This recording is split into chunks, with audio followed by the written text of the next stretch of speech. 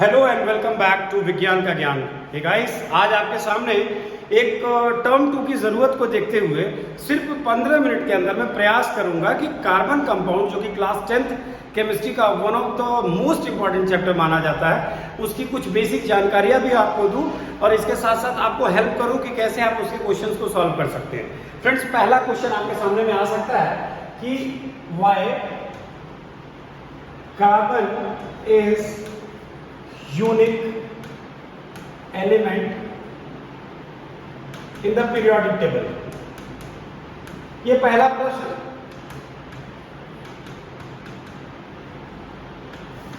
पहला प्रश्न आपके सामने है कि why carbon is unique element in the periodic table. देखिए, पीरियोडिक टेबल आपको पता है हेनरी मोजले द्वारा डिजाइन की गई थी।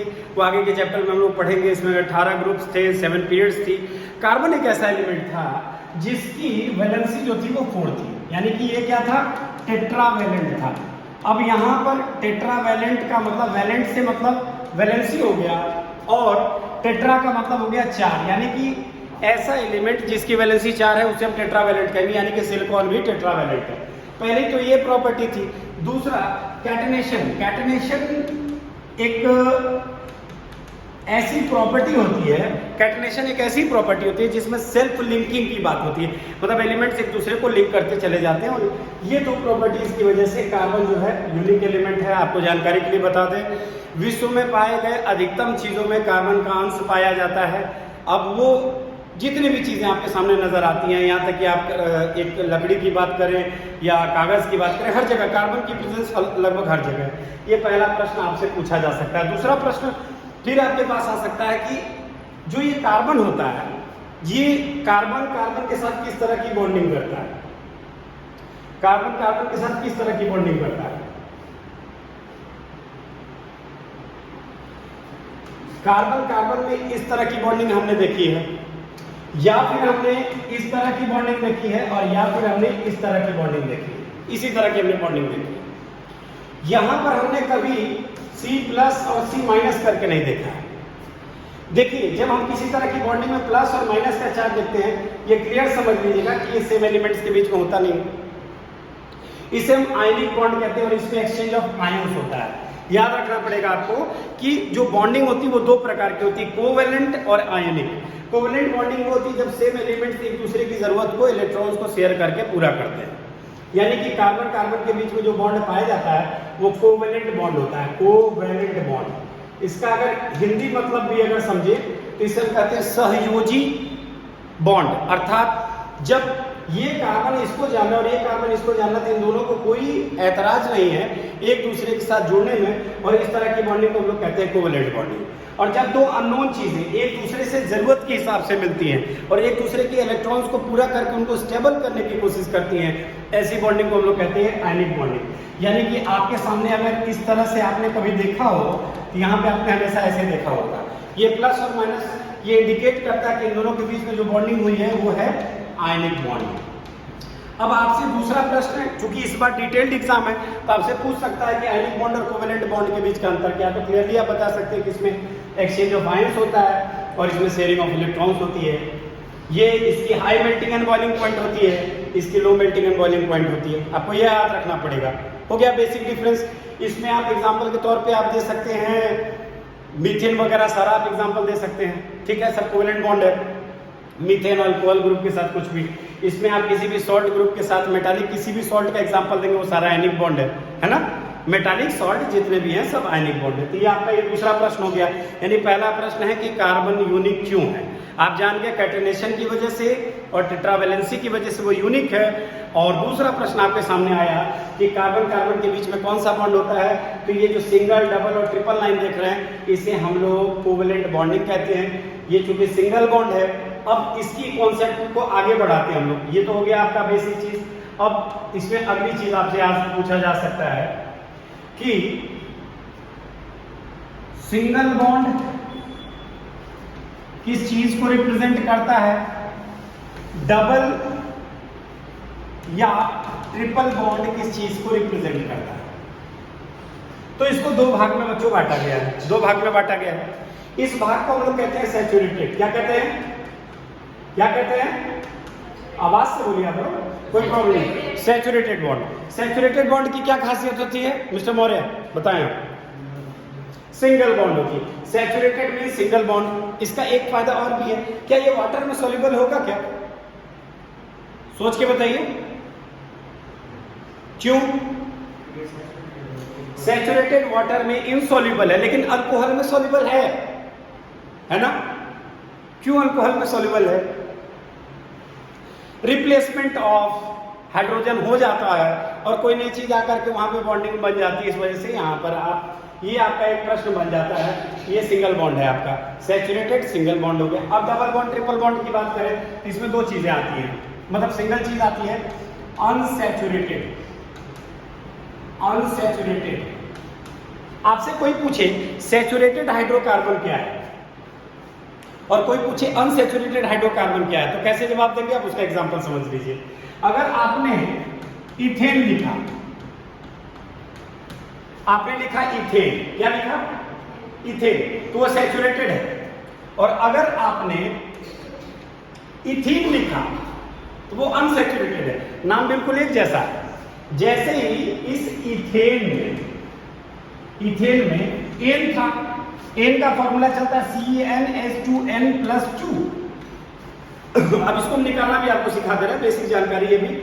और यहां पर जो फॉर्मूला चलता है वो चलता है CnH2n या फिर CnH2n-2। यानी ये तो तय है कि हाइड्रोजन का लॉस हो रहा है। क्या है? हाइड्रोजन का लॉस हो रहा है। लॉस ऑफ हाइड्रोजन की वजह से ये अनसैचुरेटेड है और ये सैचुरेटेड है। क्लियर है कॉन्सेप्ट? यानी कि अगली बार आपसे कोई पूछेगा कि अनसैचुरेटेड हाइड्रोकार्बन क्या है, तो आप बताएंगे अनसैचुरेटेड हाइड्रोकार्बन वो होता है जहां पे लॉस ऑफ हाइड्रोजन देखा जाता है, और सैचुरेटेड हाइड्रोकार्बन वो होता है कि यहाँ पे हाइड्रोजन के कोई लॉस नहीं होता है। ये आपका दूसरा कॉन्सेप्ट हो गया। अब चलिए थोड़ा सा एक जनरल प्रैक्टिस कर लेते हैं, वैलेंसी को या कार्बन को काउंट कैसे करते हैं और उसकी नोमेनक्लेचर कैसे करते हैं, क्योंकि ये आपसे पूछा जा सकता है। जैसे मान लीजिए आपको किसी ने कह दिया कि लिखो पेंटेन, तो एक संस्था थी, ये कभी कभी इसके विषय में भी पूछता है बच्चों, IUPAC स्टैंड करता है international union for pure and applied chemistry. ये एक संस्था है जो कि इसका मेन काम है जितने भी एलिमेंट्स दुनिया में खोजे जाते हैं उनके नोमेनक्लेचर को वर्ल्ड वाइड एक जैसा रखना। अब हमने कहा पेंट एन, यहाँ पे ये दो शब्द है, संधि विच्छेद आपने हिंदी में पढ़ा था ना, उसी प्रकार से इसमें दो शब्द से बना है, पेंट प्लस एन। यानी कि ये याद रखना है बच्चों कि एन तो सब में आपको मिलेगा, एन आपको सब में मिलेगा। ये चेंज हो सकता है, तो ये क्या क्या चेंज हो सकता है? ये एक टेबल के जरिए, अगर कार्बन 1 है तो इसको हम लोग मिक्स लिख सकते हैं, कार्बन अगर 2 है तो इसको हम लोग ईच लिख सकते हैं, कार्बन अगर 3 है तो इसको हम लोग प्रॉप लिख सकते हैं, कार्बन अगर 4 है तो हम इसको ब्यूट लिख सकते हैं, कार्बन अगर 5 है तो इसको हम पेंट लिख सकते हैं, कार्बन अगर 6 है तो इसको हम हेक्स लिख सकते हैं, कार्बन अगर 7 है तो इसको हम हेप्ट लिख सकते हैं। इस प्रकार से आगे बढ़ के डेक तक चला जाता है। तो ये तो हो गया आपका एक जनरल फॉर्मूला। तो अगली बार अगर आपसे पूछा पेंट, तो आप यहाँ से देख के आपके माइंड में रहेगा कि 5 कार्बन होगा, तो 1 2 3 4 5 5 कार्बन लगा देना। एन का मतलब है कि ये सैचुरेटेड है, सैचुरेटेड का मतलब है सिंगल बॉन्ड है, तो सब पे एक हाइड्रोजन आप चढ़ा देंगे। एक तरीका तो ये है बच्चों, सीधे आप काउंट करोगे तो आपको मिलेगा C5H12। जब भी सैचुरेटेड की बात आएगी तो आप जो कार्बन की संख्या है, एक बार सब व्यूअर्स को भी बता दें, यहाँ बैठे सारे बच्चों को भी बता दें, कार्बन की संख्या में हाइड्रोजन को 2 गुना कर देना। जैसे मान लो कि कार्बन 2 है तो हाइड्रोजन को 4 कर देना, फिर उसमें 2 जोड़ देना, तो कितना हो गया हाइड्रोजन? 6। तो जब आपके माइंड में ये रहेगा कि जो कार्बन की संख्या है इसको 2 गुना कर दो, तो 5 2 जा 10 और उसमें +2 कर देंगे, तो ये हमारा निकल आएगा सैचुरेटेड का फॉर्मूला। यानी कि अल्केन पूरा ग्रुप जो है इसी फॉर्मूले पे बना। एन का मतलब ये है कि यहाँ पर CnH2n+2 है। इसमें n का मतलब बच्चों नंबर ऑफ कार्बन है जितना उसमें एसोसिएटेड है। आप इसको सिंपली अगर देखेंगे तो यहाँ पे आप ऐसे कर सकते हैं, मान लीजिए CnH2n से पेंटेन का निकालना था,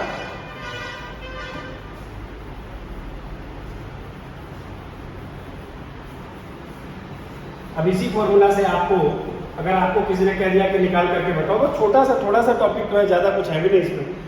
CnH2n+2 से आपको कोई सैचुरेटेड को निकाल करके दिखाना है, सिंपली आपको पता नहीं, किसी ने कह दिया कि बताओ बेटा हेक्सेन का क्या फॉर्मूला। माइंड में एक चीज़ याद रखना कि कार्बन 6 है, यानी कि N की वैल्यू क्या है 6 है, जहाँ जहाँ N है 6 लगा देना।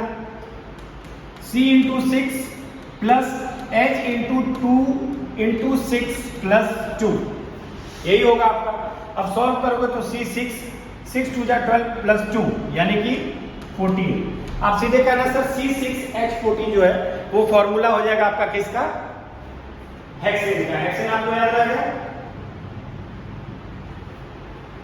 इस प्रकार से आप नोमेनक्लेचर कर सकते हैं, याद रखिएगा।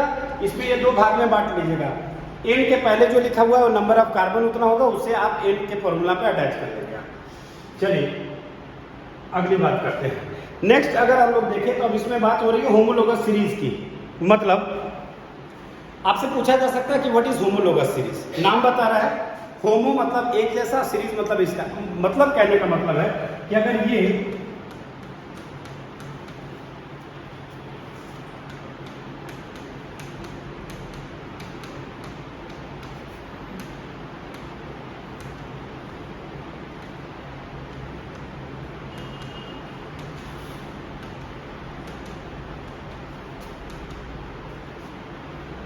बच्चों आइडेंटिफाई करके बताइए ये होमोलोगस सीरीज है क्या?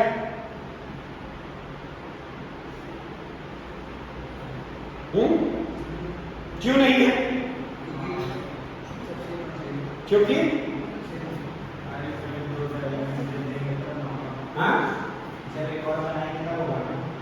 जब ये अभी मान लीजिए, अब यहां पर जैसे मान लीजिए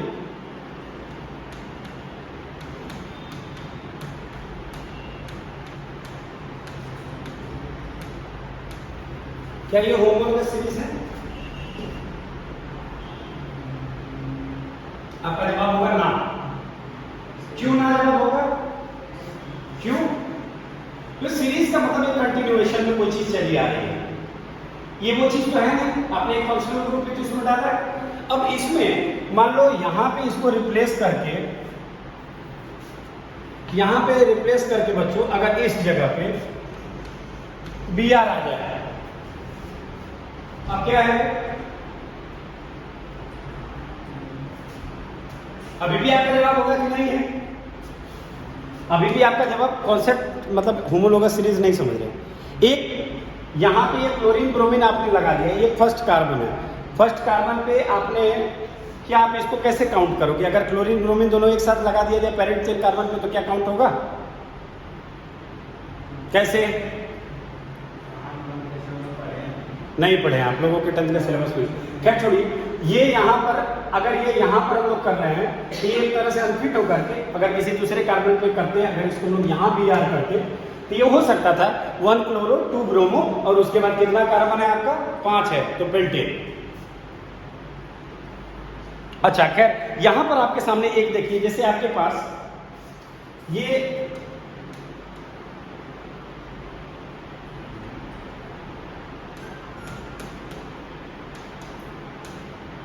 देखिए बच्चों, ये क्या है आपका इथाइन। क्या है? इथाइन।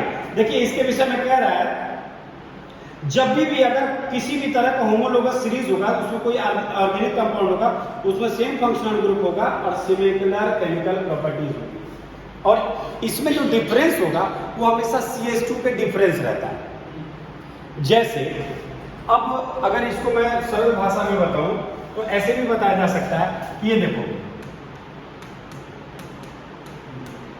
अब ये आपका नॉर्मल सा एक होमोलोगस सीरीज का एग्जांपल है। ये आपका एग्जांपल 1 है और ये 2 है।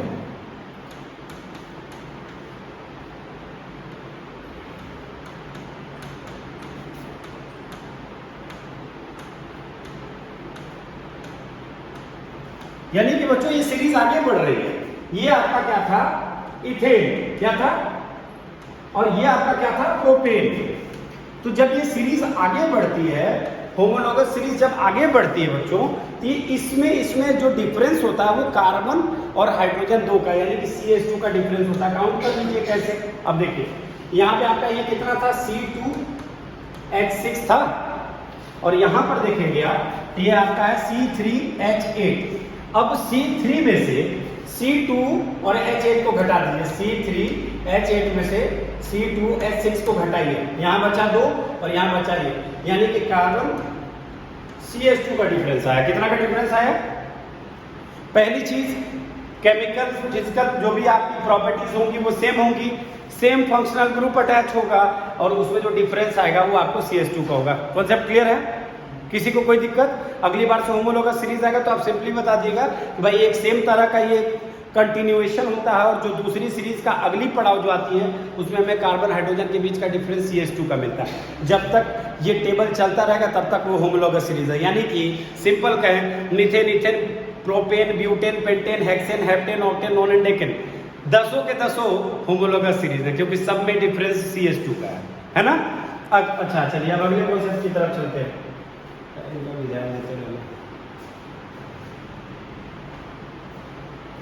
खैर, तो ये एक जनरल सी चीजें थी जो इस चैप्टर में आपके साथ बहुत, हालांकि इसको मैं आपको डिटेल में भी करके बता सकता हूं, लेकिन इस अगले 2-4 मिनट में आपको मैं बताने वाला हूं। तो ये तो हो गया आपका कोवेलेंट बॉन्डिंग। इस प्रकार से आपको होमोलॉगस सीरीज की बात आ सकती है। अब आपसे एक जनरल सा पूछा जा सकता है कि कोवेलेंट बॉन्ड के टाइप कितने होते हैं। तो सिंपली देखिए, ज्यादा नहीं, बिल्कुल 1 मिनट में देखिए टाइप्स ऑफ कोवेलेंट बॉन्ड जरूर पूछता है। तो कोवेलेंट बॉन्ड के बेसिकली 3 टाइप होते हैं, आपको पता होगा। 2 टाइप है, मतलब एक सैचुरेटेड है ना, और दूसरा अनसैचुरेटेड। इसमें आपको सिंगल बॉन्ड है,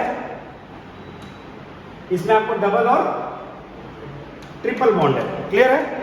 ये इसका बेसिक डिफरेंस है। कोवेलेंट बॉन्ड में सिंगल बॉन्ड, डबल बॉन्ड और ट्रिपल बॉन्ड आते हैं। 3 आ गया इसमें, सैचुरेटेड अनसैचुरेटेड के बीच में आ गया। ये आपका क्वेश्चन पूछा जा सकता है कि क्यों सिंगल बॉन्ड होता है, डबल बॉन्ड होता है और ट्रिपल बॉन्ड होता है, 4 बॉन्ड नहीं होते। तो 4 बॉन्ड इसलिए नहीं होते हैं कि जब 4 बॉन्ड आपस में होंगे तो एक इलेक्ट्रॉन उनमें से कोई ऐसा होगा जो फ्री हो जाएगा और उस पर रिपल्सन लगने लगेगा, जिससे कि वो कंपाउंड जो होगी वो बिगड़ जाएगी, नष्ट हो जाएगी। चलिए एलोट्रॉप्स की बात करें अगर बच्चों, एलोट्रॉप्स आपसे अगर पूछता है, एलोट्रॉप्स हालांकि बड़ा सिंपल सा है, डायमंड, ग्रेफाइट, और एक खास तरह का नाम है बकमिंस्टर फुलेरेंस। इसकी कहानी थोड़ी सी दिलचस्प है, फुटबॉल शेप का होता है। बेसिकली फुलेरेंस का मतलब होता है कार्बन 60 होना, और चूंकि ये फुटबॉल शेप में है, ये कोई फुटबॉल के मैच से इस नाम को रिट्रीव किया गया था, इस वजह से इसका नाम बकमिंस्टर फुलेरेंस। कोई फुटबॉल की कोई पता नहीं कोई वो आयोजन वगैरह थी। खैर, ये डायमंड है और ये ग्रेफाइट है।